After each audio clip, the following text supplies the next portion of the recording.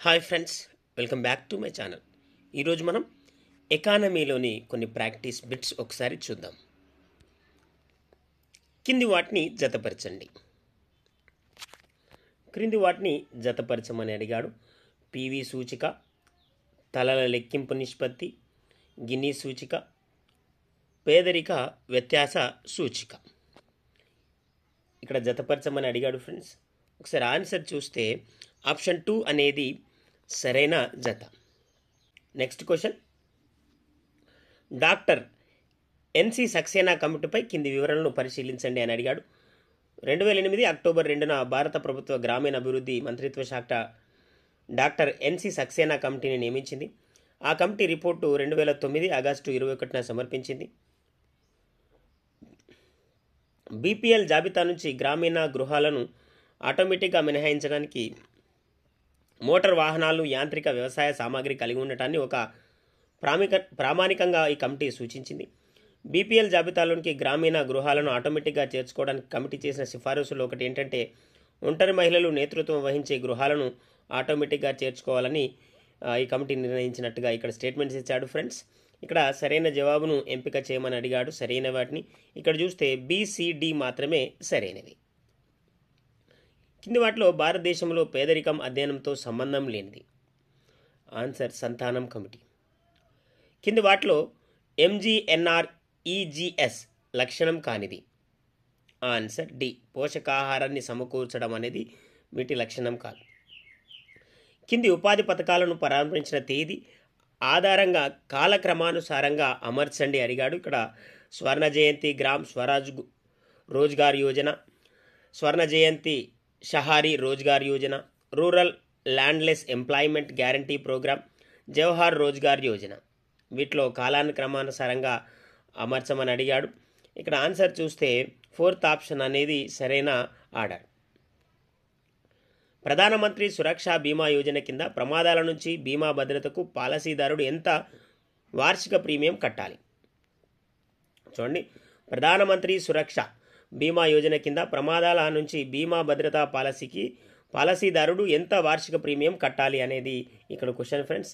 Answer ఒకసారి చూస్తే service పన్నుతో కలిపి 20 రూపాయలు కట్టాలి. కింది వాటిని జతపరచమని అడిగాడు. ఇక్కడ ఆన్సర్ చూస్తే 4th ఆప్షన్ అనేది సరైన జత. కింది వాటిలో సరైనవి గుర్తించమని అడిగాడు. పుస్తకాలు ఇచ్చాడు, వాటిని రచయితలతో సరైనవి గుర్తించమని అడిగాడు. జైల్ కాస్ట్ ఆఫ్ లివింగ్ పేరుతో పేదరికాన్ని అంచనా వేసిన వారు జాదాబాయి నవరోజీ. పావర్టీ ఇండియా గ్రంథ రచయిత Nilakantha Rath and Dandekar. Choice of technique గ్రంథ రచయిత అమర్సేన్. ప్లానింగ్ అండ్ ఫూర్ గ్రంథ రచయిత బిఎస్ మిన్హాస్ అని ఇచ్చాడు. ఇక్కడ చూస్తే ఇవ్వబడిన వాటిలో సరైనవి ఇవి అని అడిగాడు. ఇక్కడ ఒకసారి చూస్తే చూడండి, ఇక్కడ ఇవ్వబడినవన్నీ కూడా సరైనవే. Next question, regional disparities and the power in India అనే గ్రంథాన్ని రాసింది ఎవరు? Answer Gaurav Datt and Martin Ravallion. Bharat Nirman అనే పథకంలో లేని అంశాలను గుర్తించండి. Answer F G. 2011-12లో రంగరాజన్ కమిటీ నివేదికలో సరైన అంశాలను గుర్తించండి. 2011-12లో రంగరాజన్ కమిటీ నివేదికలో సరైన వాటిని గుర్తించండి. అత్యధిక పేదరిక శాతం గల రాష్ట్రం ఛత్తీస్గఢ్. తక్కువ పేదరిక శాతం గల రాష్ట్రం గోవా. అత్యధిక పేదరిక శాతం గల కేంద్రపాలిత ప్రాంతం దాద్రా నగర్ హవేలీ. తక్కువ పేదరిక శాతం గల కేంద్రపాలిత ప్రాంతం అండమాన్ నికోబార్ దీవులు. వీటిలో సరైన అంశాలను గుర్తించమని అడిగాడు. ఇక్కడ ఒకసారి చూస్తే ఇక్కడ ఇవ్వబడిన అన్నీ సరైనవే. బహుముఖ పేదరిక సూచిని ఏ సంవత్సరంలో ప్రవేశపెట్టారు? ఆన్సర్ 2010. భారతదేశంలో ప్రచ్ఛన్న నిరుద్యోగత కింది వేటితో సంబంధం కలిగి ఉంది? ఆన్సర్ 3rd ఆప్షన్ అనేది సరైన ఆన్సర్. కింది వాటిలో గ్రామీణ అభివృద్ధిలో అనుసంధానం చేయడానికి ఎక్కువ అవకాశం ఉన్న కార్యక్రమం. ఆన్సర్ గ్రామ పంచాయతీ అభివృద్ధి ప్రణాళిక. కింది వారిలో పేదరిక రేఖను సూచించింది ఎవరు అని అడిగాడు. ఇక్కడ ఆన్సర్ ఒకసారి చూస్తే నీలకంఠ రత్ అండ్ దండేకర్. పట్టణ ప్రాంతాల్లో పేదరికాన్ని అంచనా వేయడానికి 2010లో నియమించిన కమిటీ ఏదని అడిగాడు. చూడండి, పట్టణ ప్రాంతాల్లో పేదరికాన్ని అంచనా వేయడానికి 2010లో నియమించిన కమిటీ ఏది అని అడిగాడు. Answer S R Hashim committee. కింది వాటిలో సరైనవి గుర్తించండి. అర్థశాస్త్రంలో నోబెల్ 1968 నుంచి ప్రారంభమైంది. అమర్త్య సేన్ 1998లో సంక్షేమ అర్థశాస్త్రంలో నోబెల్ పొందారు. అభిజిత్ బెనర్జీ 2019లో అంతర్జాతీయ పేదరికంలో నోబెల్ పొందారు. ఇక్కడ సరైనవి అడిగారు ఫ్రెండ్స్. సరైన వాటిని చూస్తే బీసీ మాత్రమే సరైనవి. పేదరిక నిర్మూలనకు సంబంధించి సరైనవి గుర్తించండి. పేదరిక నిర్మూలనకు సంబంధించి సరైనవి గుర్తించమని అడిగాడు. గరీబ్ హఠావో నినాదం ఇచ్చింది ఇందిరాగాంధీ. 20 సూత్రాల పథకాన్ని 5వ ప్రణాళికలో ప్రవేశపెట్టారు. జాతీయ గ్రామీణ ఉపాధి చట్టం చేసిన సంవత్సరం 2005. ఇక్కడ సరైనవి అడిగాడు ఫ్రెండ్స్. సరైనవి కనుక మనం చూస్తే ఇక్కడ ఇవ్వబడిన అన్నీ కూడా సరైనవే. కింది వాటిలో ఏవి పూర్తిగా సంపూర్ణ గ్రామీణ రోజ్గార్ యోజనలో విలీనమయ్యాయి?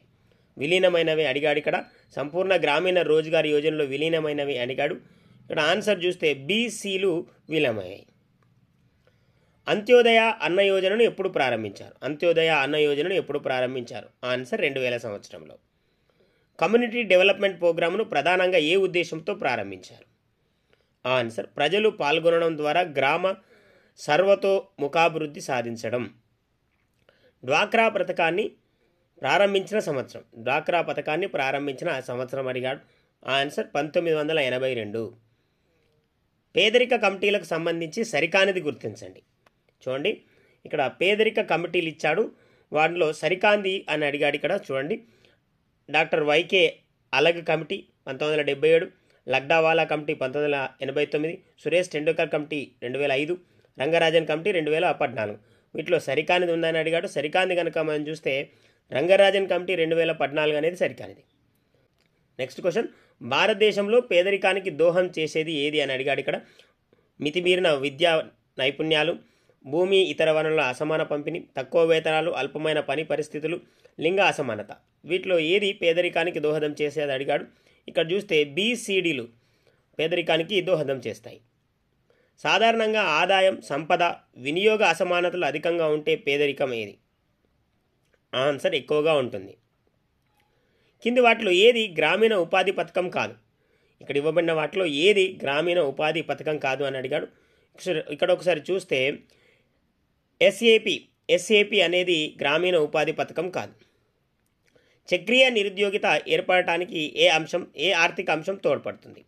చూడండి, చక్రీయ నిరుద్యోగిత ఏర్పడడానికి ఏ ఆర్థిక అంశం తోడ్పడుతుంది అని అడిగాడు. ఆన్సర్ ఒకసారి చూస్తే పెట్టుబడిదారీ ఆర్థిక వ్యవస్థ. కింది వాటిలో భారతదేశ వ్యవసాయ రంగంలో కనిపించే నిత్య కృత్యమైన సాధారణ లక్షణం ఏది? ఆన్సర్ ఋతు సంబంధమైన నిరుద్యోగిత. పేదరికాన్ని కింది వాటిలో దేని ప్రకారం గణిస్తారు? ఆన్సర్ ఆదాయంతో సంబంధం గల వినియోగం. ఎంప్లాయ్మెంట్ గ్యారంటీ స్కీమ్ను ప్రవేశపెట్టిన రాష్ట్రం? ఆన్సర్ మహారాష్ట్ర.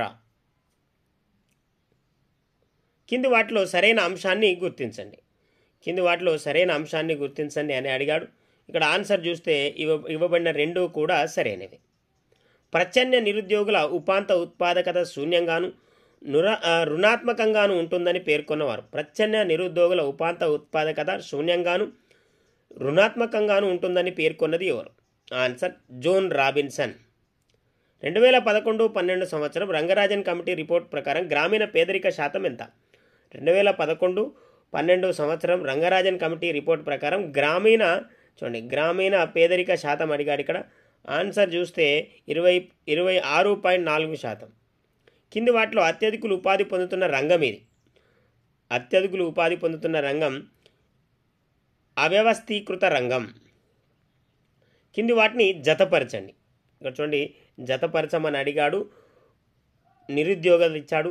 ఘర్షణ నిరుద్యోగం, నిర్మాణాత్మక నిరుద్యోగం, చక్రీయ నిరుద్యోగం, కాలానుగుణ నిరుద్యోగం. వాటిని జతపరచమని అడిగాడు. ఇక్కడ ఒకసారి చూస్తే ఆప్షన్ 2 అనేది సరైన జత. ఇవి ఫ్రెండ్స్ ఎకానమీలోని కొన్ని ప్రాక్టీస్ బిట్స్. మరికొన్ని ప్రాక్టీస్ బిట్స్తో మరొక వీడియోలో కలుద్దాం. ఈ ఛానల్ మీకు యూస్ఫుల్గా ఉందని నేను భావిస్తున్నా. లైక్ చేయండి, షేర్ చేయండి, అలాగే సబ్స్క్రైబ్ చేస్తారని ఆశిస్తూ ఉన్నా. Thank you very much friends.